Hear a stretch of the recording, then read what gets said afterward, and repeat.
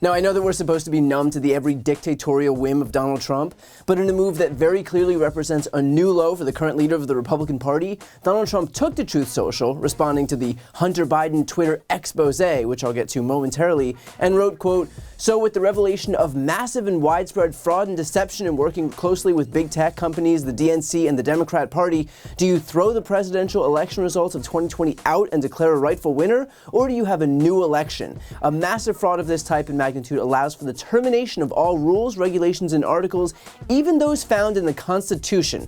Our great founders did not want and would not condone false and fraudulent elections." Oh, nothing. Just the leader of one of our two major political parties calling for the Constitution to quite literally be terminated. Pretty par for the course for the party of the Constitution. Guess that label only sticks as long as it's convenient for them, huh? This all came in the aftermath of Elon Musk's highly touted expose that would finally reveal the huge Hunter Biden story that the evil Democrats have been suppressing for years. Except that expose didn't so much expose the Biden administration as it ended up being a complete dud. Basically, the contention was that the Biden administration colluded with Twitter to commit a First Amendment violation by suppressing certain tweets pertaining to the Hunter Biden story, to which Twitter obliged. Except, few issues. First, the whole thing occurred in the summer of 2020, and I'm not sure if you guys remember when Joe Biden took office, but it wasn't the summer of 2020. So when Republicans, including Musk, claim that the government colluded with Twitter, unless they're referencing Donald Trump, I don't know what they're talking about. Second, when Republicans, again including Musk, claim that this was a violation of the First Amendment, that only applies to the government. It is not suppressing free speech if it's on a private company's platform. And last time I checked, Twitter was not the government. It is a private website. And finally, the expose did actually outline which tweets the Biden team asked Twitter to delete, and guess what? They were nudes of Hunter, which violate Twitter's terms of service, meaning that they should have been deleted anyway. That's the big smoking gun here. Twitter obliged the Biden team's request to delete content that wasn't allowed on the platform in the first place. Talk about an expose.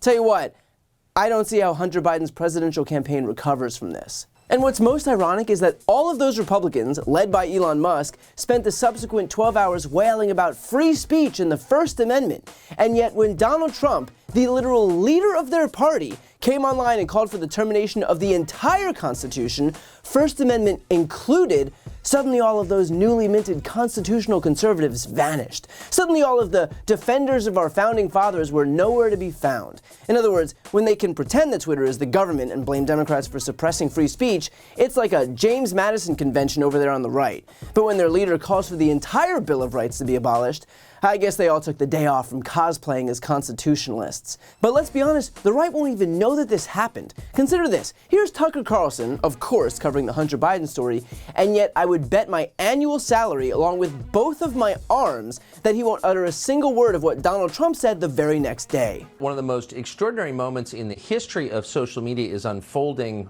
right now as we speak, and it began when Elon Musk took control of Twitter. When he bought the company, he promised to reveal its corruption, the extent to which Twitter had engaged in politically motivated censorship, including the unlawful, the illegal censorship of American citizens at the direction of the U.S. government.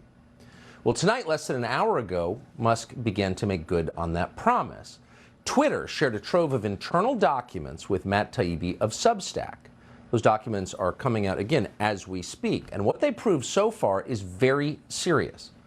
Those documents show a systemic violation of the First Amendment, the largest example of that in modern history. These documents show that, among other things, political officials in the Democratic National Committee were directing censorship at Twitter ahead of the 2020 election. One Twitter official wrote on October 24th, 2020, that he had received, quote, an additional report from the DNC. So the DNC was telling Twitter what to pull off the site, and Twitter was complying. Next morning, to prove it, a Twitter official confirmed the post had been deleted. I grabbed the first one, that Twitter employee wrote. Because look, they all know that this story is a dud, but they are collectively pretending that it's a huge breaking big news to manipulate their supporters. Supporters who've already proven themselves pretty gullible given their proclivity to believe other lies served up by the right. Now, the Biden White House did respond to this threat by Trump with a spokesman saying, quote, the American Constitution is a sacrosanct document that for over 200 years has guaranteed that freedom and the rule of law prevail in our great country. The Constitution brings the American people together, regardless of party, and elected leaders swear to uphold it. it. It's the ultimate monument to all the Americans who have given their lives to defeat self-serving despots that abuse their power and trampled on fundamental rights. Attacking the Constitution and all it stands for is anathema to the soul of our nation and should be universally condemned. You cannot only love America when you win. But of course, all of those constitutional conservatives who just spent the whole day broadcasting their reverence for the Constitution surely don't need to be lectured on their beloved document, right? Right? Anyone? And here's what the takeaway is here. The fact that these Republicans all branded themselves constitutionalists the literal night before they all went radio silent after their own guy attacked the Constitution is just one more example of how Republicans don't actually stand for any of the things that they've branded themselves. This is a party that's claimed to be for family values, only to then turn around and pledge loyalty to the guy who paid out God knows how many hush money payouts for affairs. This is a party that claimed to be for states' rights, only to then sign on to the Texas lawsuit attempting to nullify the election results in other states, all because they weren't happy with the results. This is a party that claimed to be for fiscal responsibility, only to then add $7.8 trillion to the national debt when they had unified control of government. It's a party that claims to be pro-police, only to then have voted against state and local funding that would aid police departments. And of course, a party that claims to be for the military, only to then turn around and vote against the PACT Act when it was first up for a vote because they wanted to punish the Democrats for introducing the Inflation Reduction Act.